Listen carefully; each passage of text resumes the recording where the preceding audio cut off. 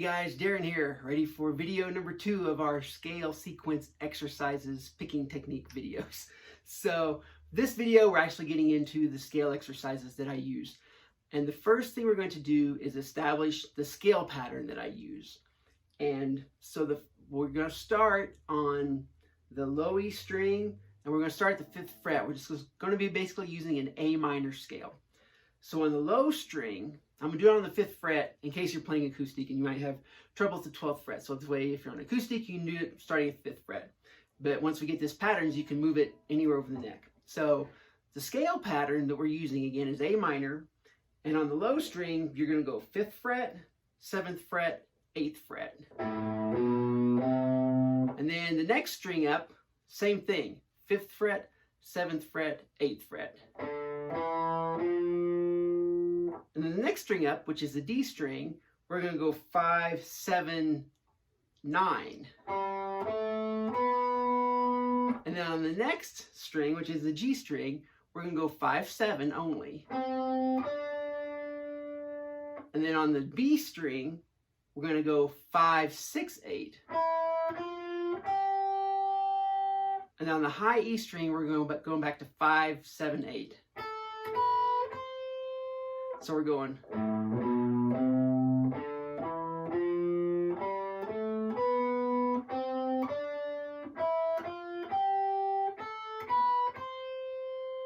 So I'm going to put a little tab up for a few seconds so you can check it out, so you can kind of maybe pause the video and maybe write it down yourself, or just memorize it from the video, or do a screenshot on your phone or whatever. So here's that tab for this pattern that we're using. Okay.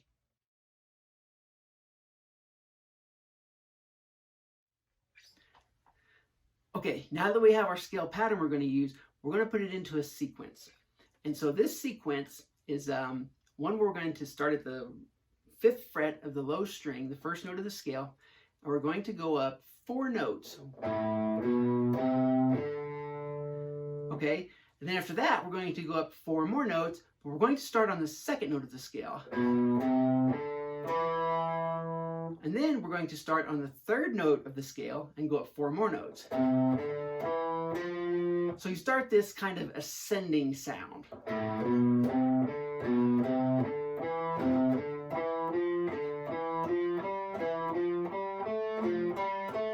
You do that all the way up to get to the top.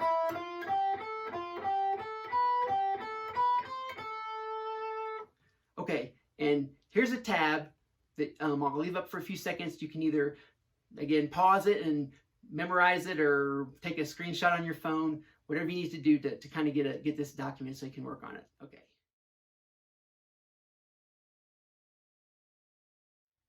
All right, now that we've gone up, the next thing we want to do is go back down.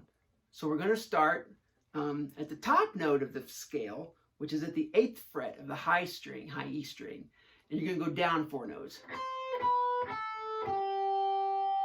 And then you go down 1 note to the 7th fret and down 4 notes again.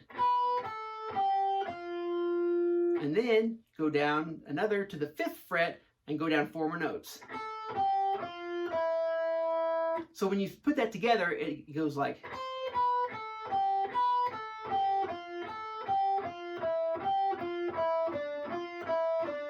So it's like this continual ascending.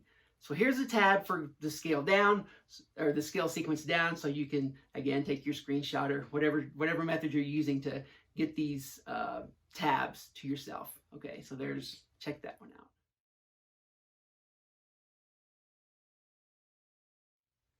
All right, so if this is new to you, you might want to just only do like a portion of it. If you only do half of it going up,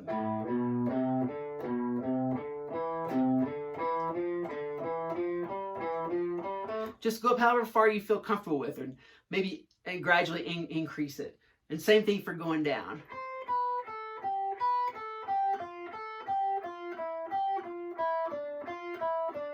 Just go with the tab however you feel comfortable with it. Eventually you'll get the whole thing. So once you're kind of comfortable, the next thing we got to do is use the metronome in what we're doing. So the most important thing when we get the metronome out, and even while you're practicing, you want to make sure you're alternate picking. Down, up, down, up, down, up, down, up, down, up, down, up, down, up. Now, coming down, I start with an upstroke. You may feel more comfortable starting with a downstroke, but for some reason I feel more comfortable when I'm coming down. I always start with the upstroke. Up, down, up, down, up, down, up, down, up, down, up, down, and so on. And you just make sure, you know, your picking is continually alternating. Okay, so now we're going to put the metronome with it. So the most important thing is, and this is why I say anyone can do this, because you have to set your own tempo. You have to kind of do some self-evaluation and figure out where you're comfortable with the alternating picking, because the alternating picking is the most important thing of this exercise. So I'm going to go, let's see, here would be a moderate tempo. If I'm at 100,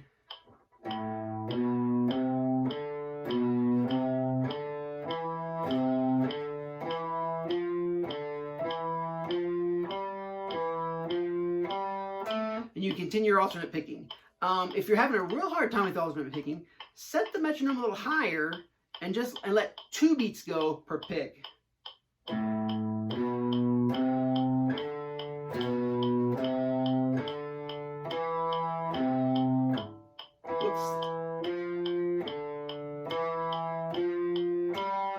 So that's where you kind of have to work with the metronome, figure out where your comfort level is.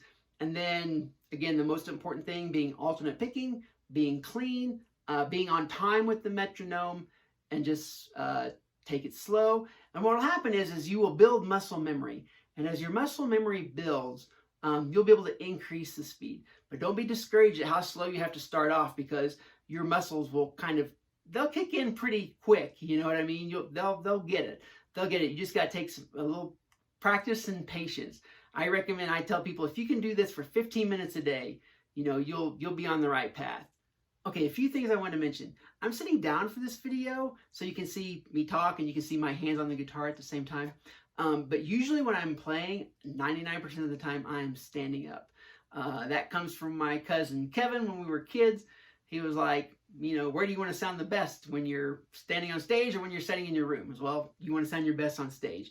And when you're standing, it actually puts your arm at a completely different angle. So I'm always playing standing up. So my technique is really geared towards standing up. So it's something to keep in consideration while you're working on these exercises and getting this down. Because I'll show you. So if I'm like this, see how my arm is? It's like this. If I stand up, let me get you in here. See, it's at a very different angle. And my elbow isn't bent quite as far. So it's really different. So make sure you think about that when you're practicing. And again, for me, I like to practice standing up.